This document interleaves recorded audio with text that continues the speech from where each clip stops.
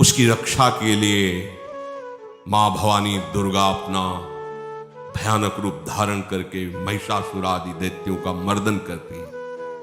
प्रभु है उस रूप में, दूसरा नहीं है। उनकी सामर्थ्य कितनी है? दुर्गा कोटि अमित अरिमर्दन। हरि की सामर्थ्य कैसी? अमित दुर्गाओं जैसी। 1 करोड़ अरब नहीं, अमित दुर्गाओं जैसी दुष्टों का मर्दन करने की सामर्थ्य। अमित था नहीं कि कितनी सामर्थ्य है। एक दुर्गा रूप में जब हरि प्रकाशित होते हैं तो त्रिभुवन में कोई सामने खड़ा होने वाला नहीं होता। मां भवानी जिस समय अपने स्वरूप में आती, किसी की ताकत नहीं है। ये शुंभ निशुंभ इतने बलवान दैत्य थे, त्रिभुवन में कोई इनका बाल बांका भी नहीं कर सकता था। स्मरण किया समस्त देवताओं ने तो भगवान से ही शक्ति का प्रादुर्भाव हुआ। इतना सुंदर रूप मां भगवती का।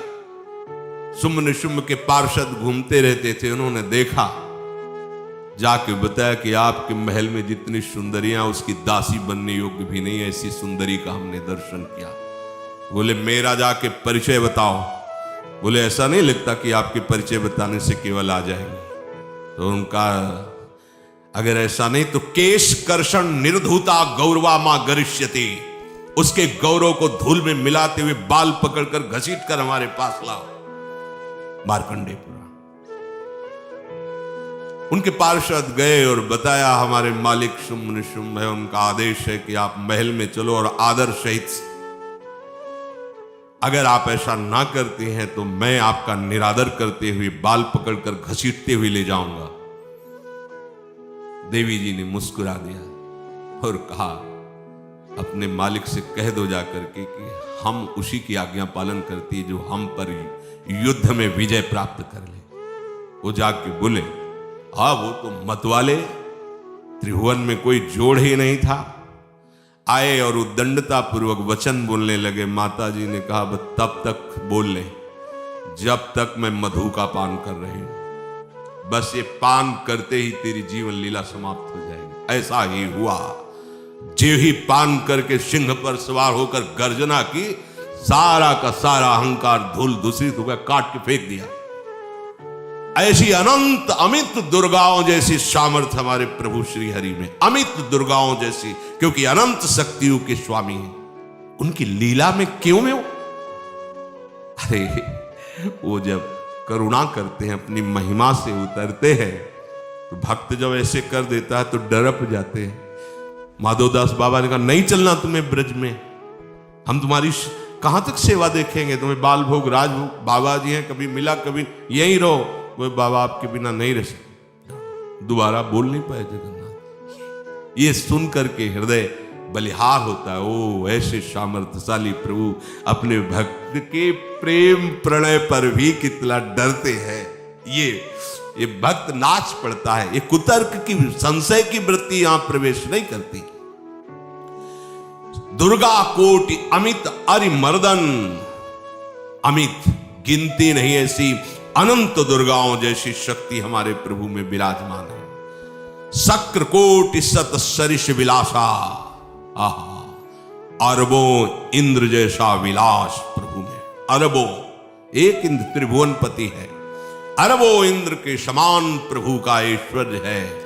और नवशत कोटि अमित अवकाशा, जिस एक आकाश के लिए गरुण जी से कह रहे हैं कि मच्छर से लेके आप तक उड़ते हो पार पाए, बोले ऐसे अरबों आकाश के समान अवकाश है प्रभु में। मरुत कोटि सत विपुल बल, रवि सत कोटि प्रकाश, शशि सत कोटि सुशीतल, समन सकल भव त्रास। अरबों पवन के समान महान बल है।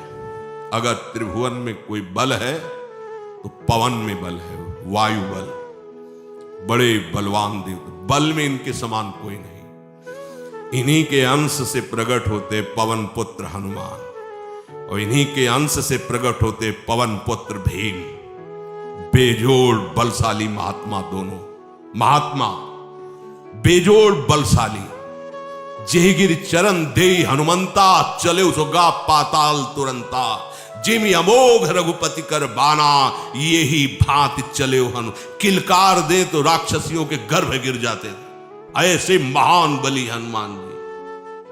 और भीम का क्या कहना, जब ये देव पुष्प उड़ करके आया और द्रौपदी जी को दिया गया, तो द्रौपदी जी ने कहा इसका जोड़ होना चाहिए इस पुष्प का। सबसे कहा पर किसी ने नहीं सुना। भीम ने कहा कहीं भी मिलेगा मैं इससे लाएगा। ऋषियों ने समझाया कि आगे मत बढ़ो, ये यक्षों की भूमि है, युद्ध हो जाएगा और तुम्हें तैयारी करनी है हस्तिनापुर के लिए, और तुम इधर, वो सब दिव्य हैं, पवन पुत्र हैं, किसकी मां ने अपने वेग को बढ़ाया। तो महाभारत में पढ़ के देख लो, इनके चलने के वेग से वृक्ष उखड़ उखड़ कर गिर रहे थे। ऐसे जब चल रहे थे तो चलने के वेग से वृक्ष उखड़ जाते थे भीम के। तो हनुमान जी ने सोचा किसी के समझाए तो समझेंगे नहीं, तो आगे पवन पुत्र ही बैठ गए, बूढ़े बानर का वेश लेकर, लंबी पूंछे से। मार्ग में मर्यादा है, किसी पशु को भी नहीं लांघना चाहिए। विवेकवान उपासक ऐसा नहीं कि कोई सो रहा है पशु भी आप उसे लांघ लें, ऐसा नहीं। जो विवेक है, जो मर्यादा है, वैसे किसी सोते हुए को लांघना नहीं चाहिए। उन्होंने कहा है वृद्ध बानर, ये अपनी पूंछ हटा ले और मार्ग दे दे, इस समय मैं विशेष कार्य के लिए जा रहा हूं। तो उनका जब कही दिया है वृद्ध, तो आप समझ ही रहे होगे कि वृद्ध में क्या ताकत होती है। अब मेरी ताकत पूंछ हटाने की नहीं रह गई है, आपने तो वृद्ध ही कह दिया है, तो आप समझ रहे हो ना, आप पूंछ हटा लीजिए। कहा हमारी आज्ञा की अवहेलना करे, ऐसे उठी नहीं, दोनों हाथ लगाया, नहीं उठी, पूरी ताकत लगा दी। पवन पुत्र भीम की पूरी ताकत लग गई, पूछ जरा से भी नहीं। हाथ जोड़ के खड़े बोले हम समझ गए हमारे बड़े भ्राता आप हनुमान जी हैं, क्योंकि ऐसा कोई बानर सृष्टि में पैदा नहीं हुआ कि मैं उसकी पूंछ ला हिला सकूं। मैं समझ गया। तो मुस्कुराए और बैठ के बोले हमारी आज्ञा मानो, इस मार्ग में मत जाओ, ये देव मार्ग है, ऐसे ऐसे सिद्ध है कि आपका अपराध बन जाएगा, आप शाप से युक्त हो जाएंगे, इसलिए मैं आपको मना। बोले प्रभु जब आप कृपा करके आए हो तो हमें वो रूप दिखा दो जो लंका में आपने रूप दिखाया। बोले मत उस बात की चर्चा करो, रहने दो। बोले प्रभु एक बार देखना चाहता हूं कि मेरा बड़ा भाई कितना बलवान है। हनुमान जी ने कहा फिर देख लो। कनक भूधरा कार शरीरा, समर भयंकर अति बल कांप गए। भीम जी हाथ जोड़ बोले भैया नीचे। स्वर्णिम कांति, वो भयानक उनका रुद्र रूप, कांप गए, भीम कांप गए। वायु में अगर बल में देखा जाए तो सबसे ज्यादा वायु बलवान है। भगवान कैसे है?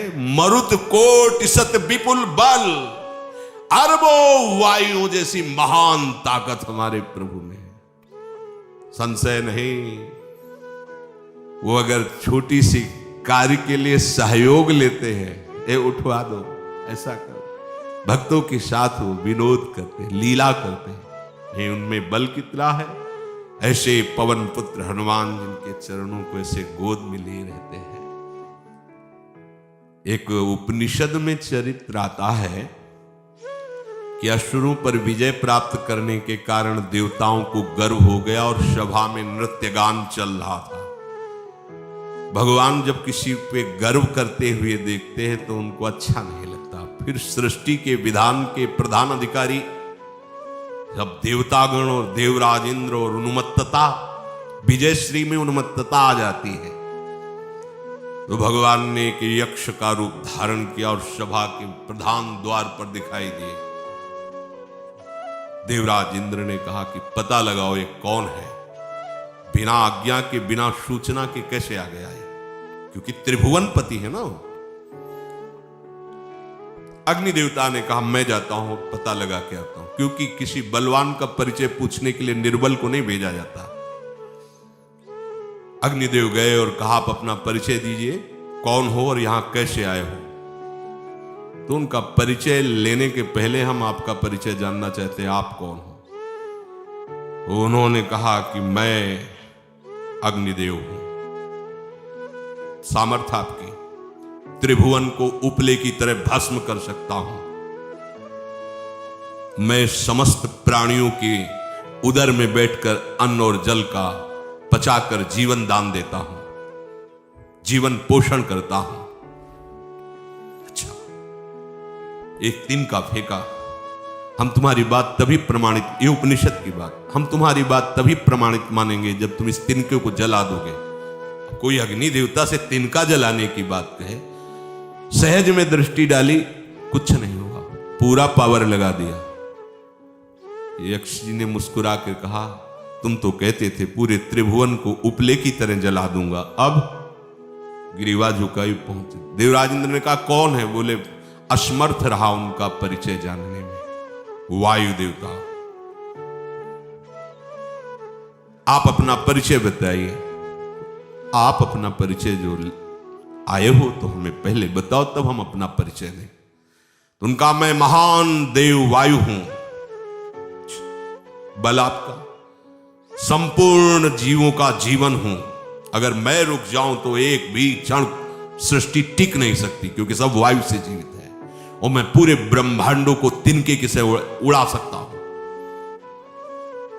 ये तिनका है, उड़ाओ। पूरी ताकत लगा दी वायु देवता ने, तिनका नहीं। ग्रीवा झुकाई, वापस चले गए। अब देवराज इंद्र उठे, जे भी नजदीक पहुंचे यक्ष अंतर्धान हो गए और देखा साक्षात ब्रह्म विद्या, दूर से मूर्तिमान ब्रह्म, और डांट लगाई कि तुम उनसे संभाषण करने योग्य भी नहीं हो, क्योंकि तुम सबसे बड़े सिंहासन पर बैठे हो और अहंकार करते हो।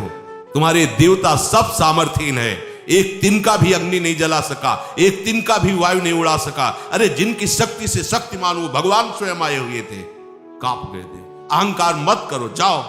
भगवान के बल से तुम विजयी हुए, देवताओं के बल से नहीं। देवताओं में जो शक्ति है वो उन्हीं के अंश से आई हुई है। अरबों वायु के समान महान बलशाली हमारे श्री हरि, अरबों सूर्यों के समान उनका प्रकाश, अरबों सूर्यों के समान प्रकाश, अरबों चंद्रमाओं के समान सुशीतलता, समस्त भयों और दुखों का नाश करने वाले प्रभु श्री हरि। काल कोटि सत सरिसती, दुस्तर दुर्ग दुरंत, धूम के तु सत कोटि सम, दुराधरस भगवंत। अरबों कालों की सामर्थ्य, अरब नहीं, अरबों कालों की सामर्थ्य भगवान एक काल अनंत ब्रह्मांडों में तांडव मचाए रखा है। अरबों काल, अमित बलशाली, अत्यंत दुस्तर, दुर्गम, दुरांत, कौन? प्रभु श्री हरि। अरबों धूमकेतुओं के समान अत्यंत प्रबल सामर्थ्यशाली प्रभु, अगाध सत कोटि पताला, शमन कोटि सत सरिष कराला, तीरथ अमित कोटि सम पावन, नाम अखिल अघ पूग नशावन। कितने अथाह हैं प्रभु? बोले अरबों पाताल से भी बढ़कर, अरबों पाताल से भी बढ़कर गहरे हैं, कोई था नहीं पा सकता। कितने भयानक हैं, अरबों यमराजों से भी ज्यादा भयानक प्रभु श्री हरि हैं। अनंत कोटि तीर्थों को भी पावन करने वाले परम पवित्र जिनके श्री चरण है, वो तीर्थपाद श्री हरि हैं। अनंत तीर्थों की, उनका नाम ही संपूर्ण विश्व के पाप समूहों का नाश करने में समर्थ है। हिमगिरि कोटि अचल रघुवीरा, सत समगंभीरा कामधेनु समकोटि। आहा, देखो अब किसके सामने तुम्हें हाथ पसारने की जरूरत है? समझो, अगर अपने प्रभु को जान जाओगे, समझ जाओगे, तो फिर कहीं इधर उधर झांकने की जरूरत नहीं, किसी के सहयोग की जरूरत नहीं। कैसे प्रभु? ऐसे वो स्थिर हैं कि जैसे तूफान चल रहा और हिमालय का आश्रय ले लो तो डरने की जरूरत नहीं, कोई भी तूफान हिमालय को उखाड़ नहीं सकता। ऐसे ही कह रहे हैं, अरबों हिमालयों जैसी स्थिरता प्रभु श्री हरि में है। अरबों समुद्रों के समान गंभीर है। कामधेनु सत कोटि समाना सकल काम दायक भगवाना सारद कोटि अमित चतुराई विधि सत कोटि सृष्टि निपुनाई विष्णु कोटि सम पालन करता रुद्र कोटि सत सम संघरता।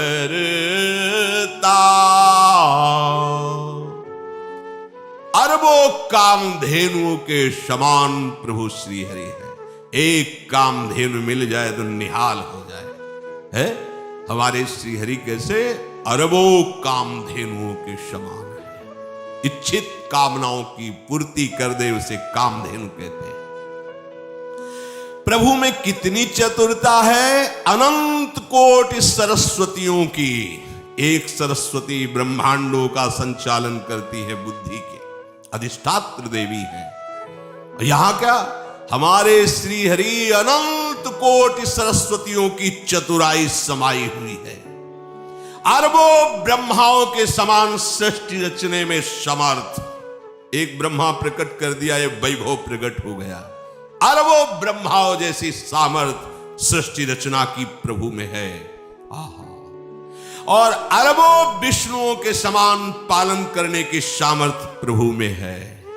अरबों शंकर के समान संहार करने की सामर्थ्य प्रभु में है। धनद कोटि सत समधन वाना माया कोटि प्रपंच निधाना भार धरन सत कोटि अहिसा निरवधि निरूपम प्रभु जगदीसा। अरबों कुबेरों के समान धनवान है। अरबों मायाओं के समान सृष्टि करने में सामर्थ्यशाली है। अरबों शेष भगवान के समान अनंत भार उठाने में समर्थ है। जगदीश्वर प्रभु श्री हरि की कोई उपमा कोई सीमा नहीं है। ये उपमा रहित और सीमा रहित है। निरुपम न उपमा आन राम समान राम निगम कहे जिम कोटि सत खद्योत समु रवि कहत अति लघुताल है। यही भांति निज निज मति विलास मुनीस हरि बखा नहीं।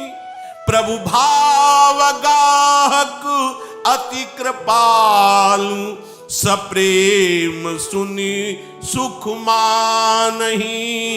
प्रभु भाव गाहक अति कृपालु सप्रेम सुनी सुख मानहि। प्रभु श्री हरि उपमा रहित हैं, उनकी कोई अनंत ब्रह्मांडों में किसी से उपमा नहीं दी जा सकती।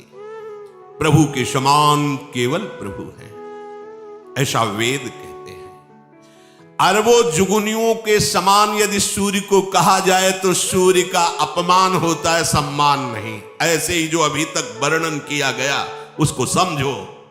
अरबों जुगनुओं के समान यदि सूर्य को कहा जाए तो सूर्य की प्रशंसा नहीं, एक तरह से अवहेलना है।